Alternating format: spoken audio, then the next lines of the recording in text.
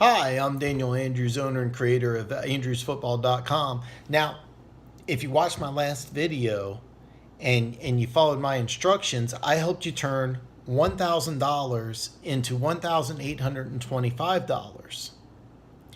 And this isn't even including Thursday Night Football, which I nailed.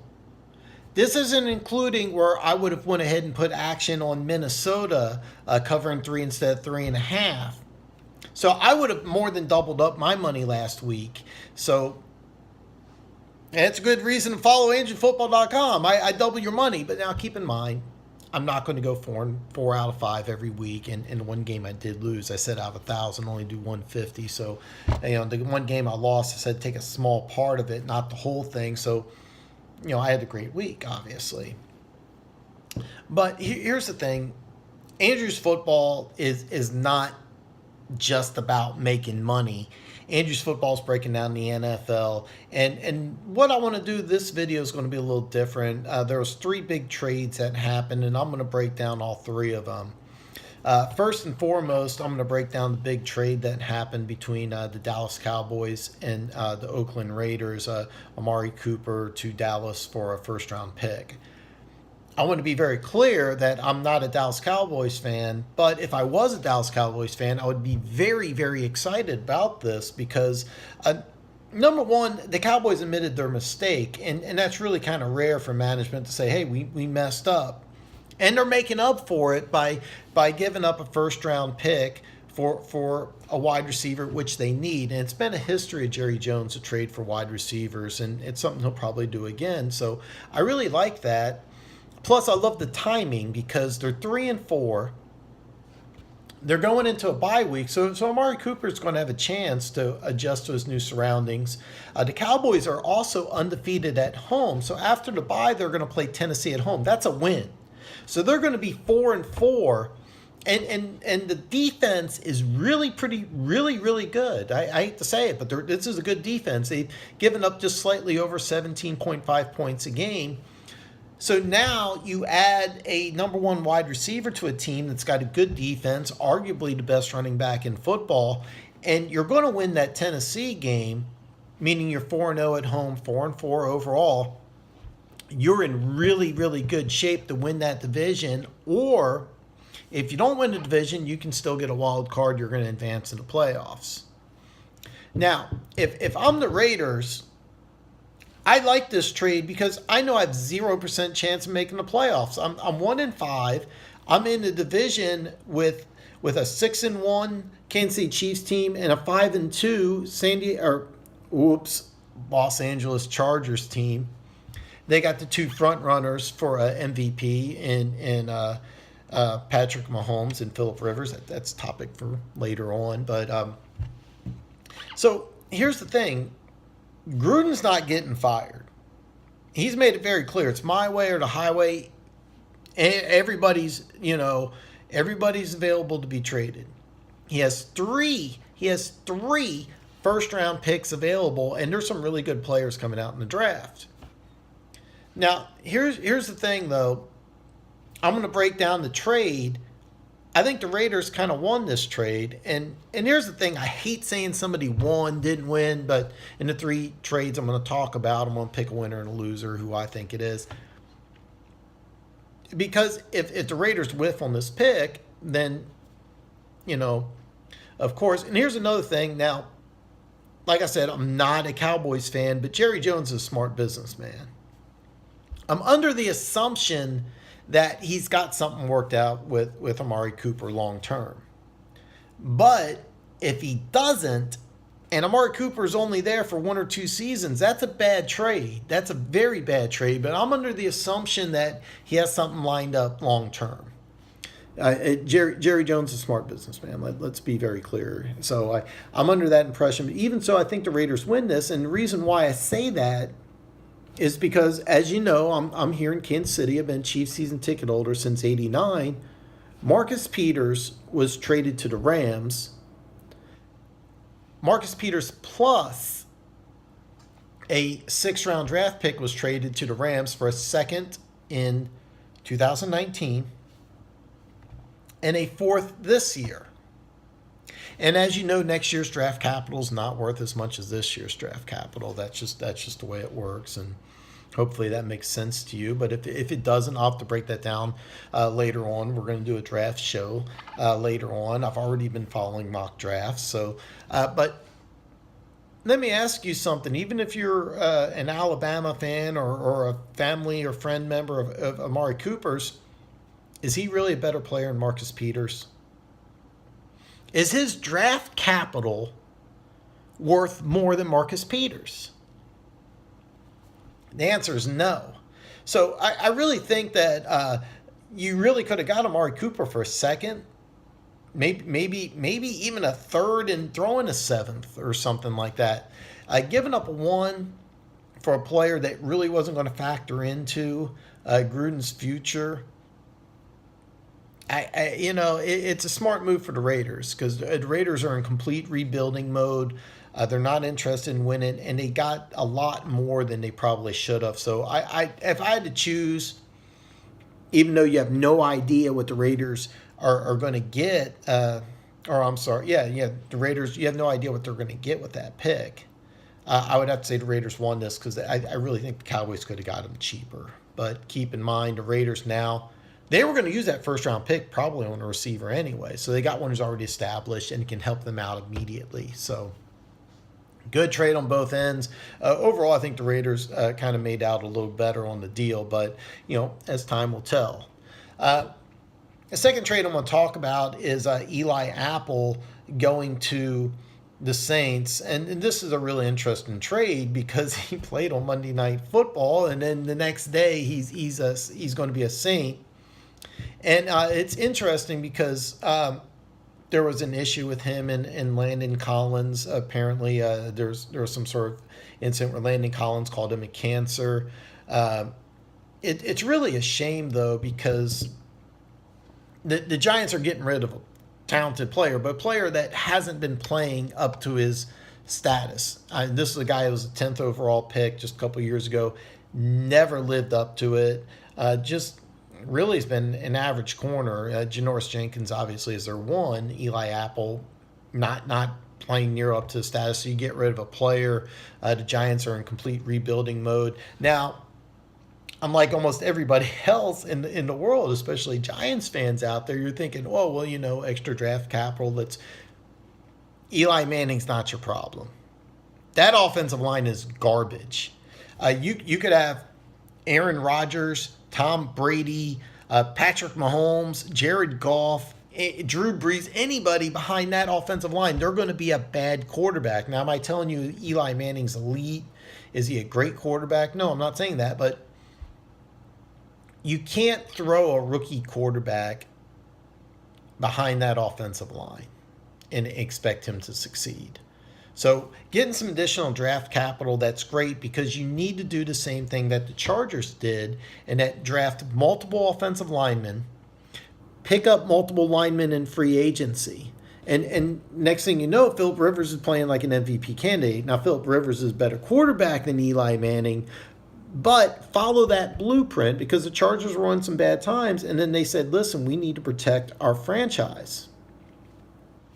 So they fixed the offensive line. All of a sudden, Rivers is having an MVP caliber year.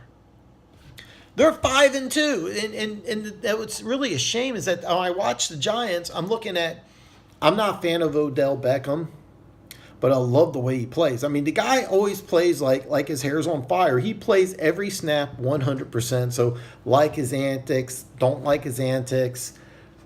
He plays hard. I respect that. Saquon Barkley, this guy behind a good offensive line could be breaking records left and right. It's really a shame that a guy that talented is running behind a god-awful offensive line. And I understand there was lots of injury issues and reshuffling players around. I get that. You got to fix the offensive line. So I like what the Giants did. They got rid of a player who they've had problems with, never lived up to his billing.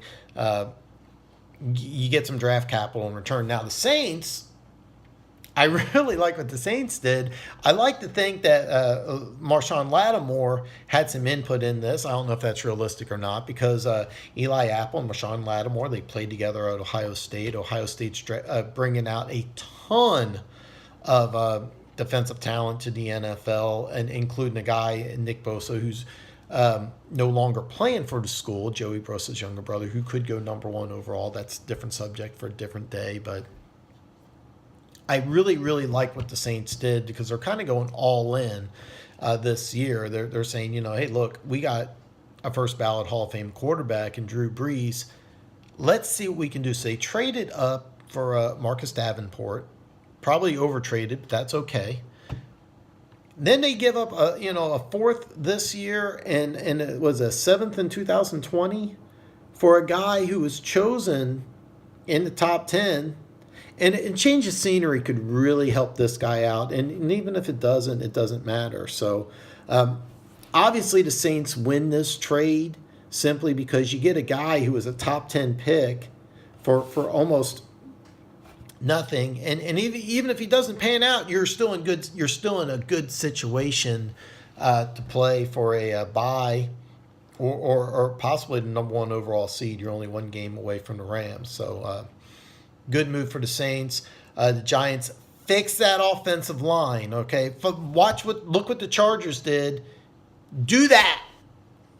Then I would recommend drafting a quarterback. Obviously, Eli Manning's not going to play forever, especially behind that offensive line. But and then last is the third trade, and this I really wanted to talk about this in a little more detail, but I could actually talk about this for over an hour. But Carlos Hyde to Jacksonville for a 5th round pick. And this is interesting here because I'm thirsty, okay?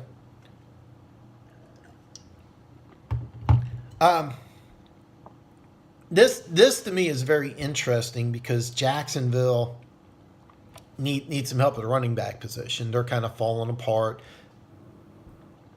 I knew that Jacksonville wasn't going to be the same team that they were last year. They weren't going to go back to the AFC Championship game, but it's good that they're bringing in Carlos Hyde to replace an injured Leonard Fournette, and they're at least trying. Because you have a really good defense, you have a solid offensive line. Your receivers are your receivers are okay. Tight ends, Bortles is not going to cut it, but you have an identity. You bigger running back, run the football, power team. Build your team around play action passing and a really, really good defense. So bring in a guy who, for a 5th round pick, a 230-pound player, no, he's not as good as Fournette. But this is a guy who fits the mold, who's going to really help you out, and you sacrifice almost nothing. This is a really, really smart move by Jacksonville. And not only that AFC South is not a good division. I'm fully aware Houston's won 4 straight. I'm fully aware of that. I think the winner of that team is going to be like an 8-8, 9-7 team. I said it before. I'll say it again. So if Carlos Hyde can help you till Leonard Fournette gets healthy, then you can go on a run, make the playoffs. And then once you make the playoffs, who knows? Because a healthy Fournette makes this team a very dangerous team. However, they need quarterback help really bad. So I definitely like Jacksonville in this trade.